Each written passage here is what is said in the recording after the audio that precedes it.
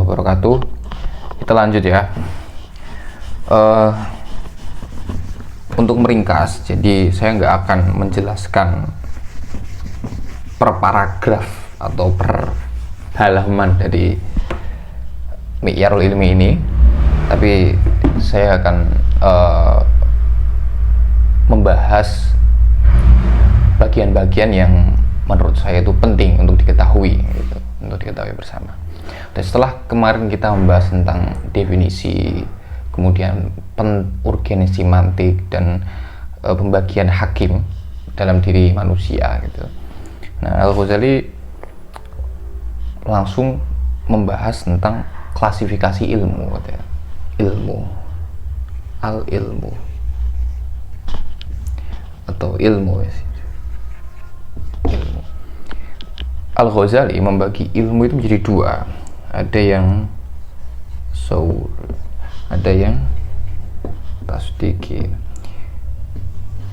Ada ilmu yang bersifat, ini konseptual ya, konseptual. Ini justifikasi. Nah, saya jelaskan satu persatu. Pengetahuan itu dibagi menjadi dua. Ada yang tasawuri, ada yang hanya berupa konsepsi, ada yang tasdiki yang menuntut adanya justifikasi. Maksudnya gini, yang pertama dulu tasawur. Ilmu tasawur atau ilmu yang pengetahuan yang bersifat konseptual itu terhindar dari yang namanya iya benar atau salah. Maksudnya nggak ada justifikasinya. Contoh seperti konsepsi tentang manusia. Pengetahuan kita tentang manusia sebagai apa gitu, kita mendefinisikannya gitu. Nah, itu ya wis itu saja, nggak ada kemungkinan untuk dipertanyakan benar atau salahnya. Beda kalau seandainya saya tambahin diksi manusia itu hewan gitu kan. Manusia itu hewan. Itu kan kata sambung kan. Ada term manusia, ada term hewan. Nah, ini kan digabungkan. Nah, baru ini bisa untuk kita verifikasi benar atau tidaknya. Karena ini kan kalimat informatif kan. Yang kalau dalam balaghah itu kalimat khobar istilahnya. Itu definisinya sesuatu kalimat yang memungkinkan ia itu bernilai benar dan bernilai salah gitu. Kalimat khobar, kalimat informatif gitu.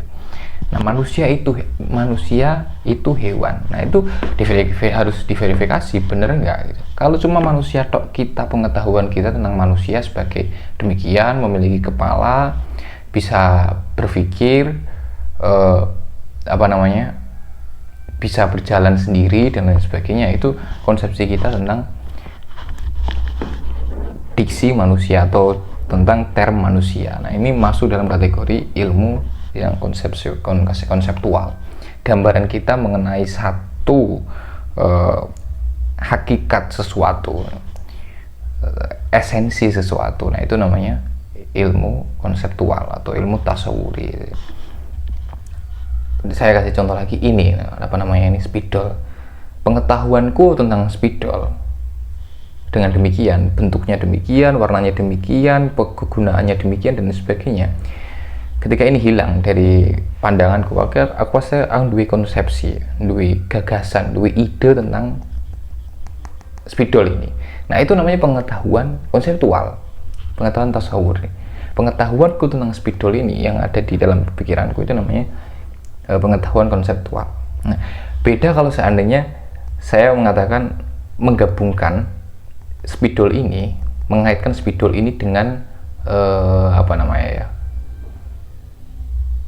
merah gitu.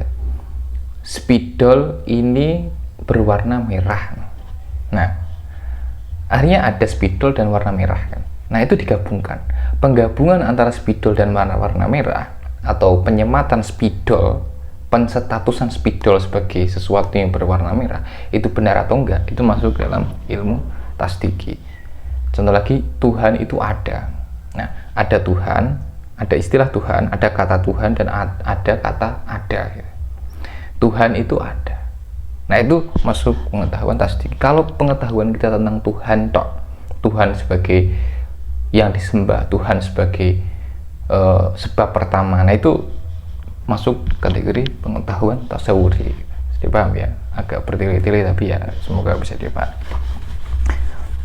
Oke, nah, nanti jeluntrungnya dalam pembentukan argumen itu nanti saya jelaskan. Nah, ilmu tasdiki ini yaitu tadi penggabungan dengan contoh kayak lafaz manusia adalah hewan, manusia adalah hewan. Nah, ada kata hewan, ada manusia. Manusia disetatuskan atau dikelompokkan dalam jenis hewan. Itu bener enggak? Ya kan? Akhirnya kita harus menguji dulu, melihat dulu konsep kita tentang manusia itu apa, konsep hewan itu apa, sehingga kalau kita bisa mengetahui, kalau kita mengetahui konsep manusia itu apa dan konsep hewan itu apa, maka kita akan bisa melihat sisi kesamaan yang nantinya ini menjadi sah, atau sisi distingsi perbedaan yang menegasi bahwa manusia itu adalah hewan. Itu kan namanya proposisi, pernyataan, kalimat pernyataan yang bisa untuk berstatus benar ataupun berstatus sesat gitu. Nah, kemudian ya lanjut.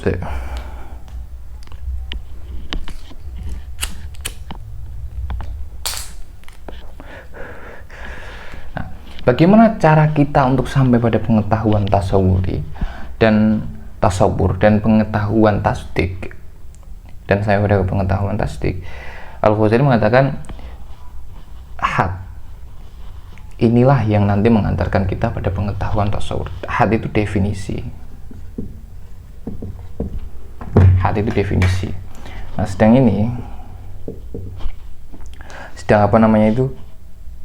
tasdik, sesuatu yang menghantarkan pada tasdik itu adalah hujjah. Ini juga bisa disebut sebagai qaul syarih.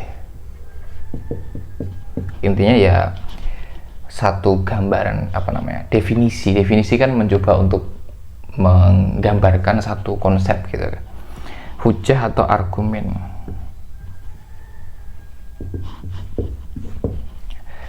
Kiri penjelasannya.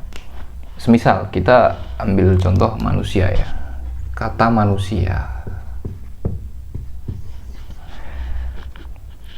Untuk sampai pada pengetahuan tentang apa itu manusia, pengetahuan konseptual ya, kita butuh definisi. Dalam arti begini, agar supaya kita bisa memahamkan seseorang tentang satu konsep, kita butuh definisi agar orang itu bisa memahaminya, tanpa orang tersebut harus mengalami pengalaman empiris dengan konsep manusia. Contoh selainnya Tuhan gitu. Kita nggak pernah ketemu dengan Tuhan, kita nggak pernah memiliki pengalaman empiris dengan Tuhan. Namun apakah ketidak pertemuannya kita dengan Tuhan itu menghalangi kita untuk memiliki konsepsi atau pengetahuan tasawur tentang Tuhan? Ya enggak. Kita butuh definisi tentang Tuhan sehingga orang itu bisa memiliki pengetahuan terkait Tuhan di dalam pikirannya, di dalam akalnya, yaitu dengan definisi. Apa itu manusia? Apa itu manusia?